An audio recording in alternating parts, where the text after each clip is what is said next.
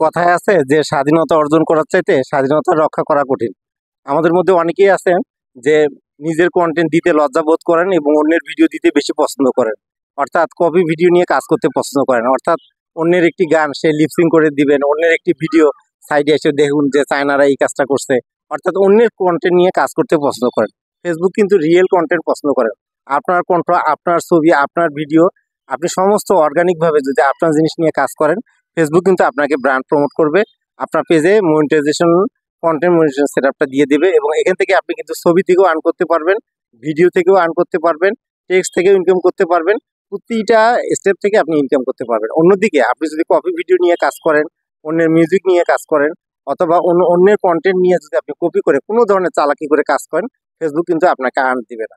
তো আজকের ভিডিওটা হচ্ছে ওই লোকদের জন্য যারা কিনা নিজের কন্টেন্টের উপরে কাজ না করে একটু চালাকি চতুরি করে বিভিন্ন জায়গা থেকে কপি পেস্ট করে ভিডিও বানিয়ে ফেসবুক থেকে আর্ন করার চেষ্টা করে। ভাই, আপনি ফেসবুক থেকে কোনোভাবেই কপি কন্টেন্ট নিয়ে এখান থেকে আর্ন করতে পারবেন না। আপনাকে আর্ন করতে গেলে অবশ্যই নিজস্ব কন্টেন্ট দিয়ে কাজ করতে হবে এবং খেয়াল করবেন যে আপনার ভয়েস এবং আপনার ফেস দিকে ভিডিওটা করার, কারণ ফেসবুক কিন্তু আপনার ফেস ভ্যালুর একটা মূল্য আছে। যে কোনো জায়গায় দেখবেন যে আপনার চেহারা যদি পরিচিত হয়, আপনাকে যদি 10 জন লোক চেনে, আপনার কিন্তু মূল্যটা বাড়ে। তো ফেসবুকে কাজ করতে করতে ফেসবুকের একটা ফেস ভ্যালু তৈরি হয়ে যায়। অর্থাৎ আপনাকে যখন অনেক লোক দেখবে এবং আপনার কন্টেন্টের প্রতি যখন আস্থা প্রকাশ করবে, তখন কিন্তু আপনার ভিডিওটা দেখার তারা আগ্রহ প্রকাশ করবে যে এই ভদ্রলোকের বা এই আপার ভিডিওটা দেখতে আমার ভালো লাগে। তখন কিন্তু আপনার ভিডিওটা তারা সবসময় খুঁজবে এবং আপনাকে ফলো দিয়ে দিবে।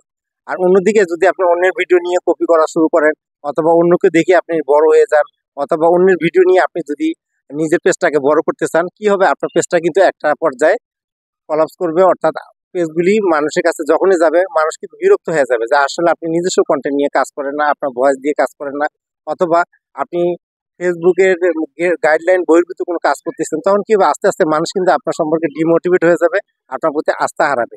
সুতরাং ফেসবুকের আস্থা অর্জন করা এবং ফ্রেন্ডস ফলোয়ারদের আস্থা অর্জন করার জন্য আপনাকে নিজস্ব কন্টেন্ট নিয়ে কাজ করতে হবে এবং আপনি সবসময় রিয়েল অর্গানিকভাবে কাজ করতে পারবেন। সাপোজ এক জায়গায় বেড়াতে গিয়েছেন, ওই বেড়ানোর ভিডিওটা আপনি আপলোড করুন। আপনি একটা জায়গায় আপনি কোনো একটা কাজে আছেন, কাজের ফাঁকে একটু ব্রেক পেলেন, তখনই আপনি একটা ভিডিও আপলোড করুন। অর্থাৎ আপনার কাজের মধ্যে রিয়েলিটি থাকতে হবে, বাস্তবতা থাকতে হবে। মহিলারা দেখা যায় যে বাইরে যায় না, তারা ঘরে থাকেন, তারা রান্নার ভিডিও দিচ্ছেন। অর্থাৎ আপনি যে কাজটা করবেন রিয়েল কন্টেন্ট করেন। দেখা গেছে যে আপনি কোনো সুপারস্টার না, আপনি সাধারণ একজন শিল্পী, আপনি খালি গলায় গান গাইতে পারেন, খালি গলায় গান গেয়ে আপনি একটা ভিডিও কন্টেন্ট আপলোড করতে পারেন। অর্থাৎ আপনি যেটা করবেন সেটার মধ্যে আপনার নিজস্বতা থাকতে হবে, আপনার নিজের থাকতে হবে।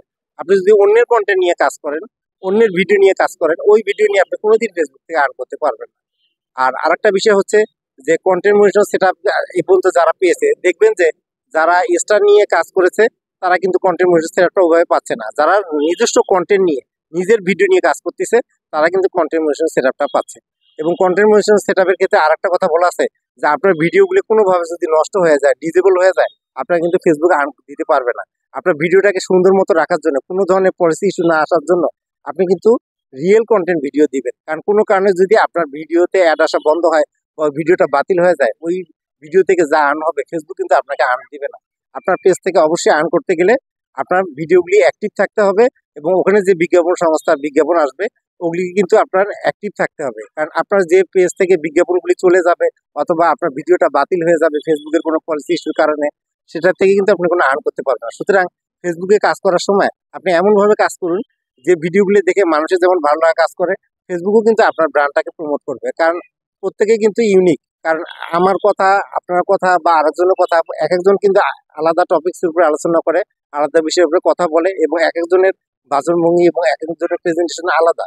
সুতরাং আপনি যখন যে বিষয়ের উপর উপস্থাপনা করবেন, আপনার যে বিষয়ের উপরে আলোচনা করবেন, আপনার ওই জাতীয় কিন্তু অডিয়েন্স আপনার পেজে আসবে এবং তারা আপনাকে লাইক করবে, কমেন্ট করবে। সুতরাং আপনি কন্টেন্টের বিষয়বস্তুকে খেয়াল করে এবং ফেসবুকের গাইড মেনে যদি ভিডিও আপলোড করতে থাকেন, আশা রাখা যায় যে আপনার ভিডিওগুলি মানুষ দেখবে এবং আপনার ভিডিও থেকে ভালো পরিমাণ ভিউ হবে। তো আশা রাখি বিষয়টা বুঝতে পারছেন। আপনাদের সবাইকে অসংখ্য ধন্যবাদ।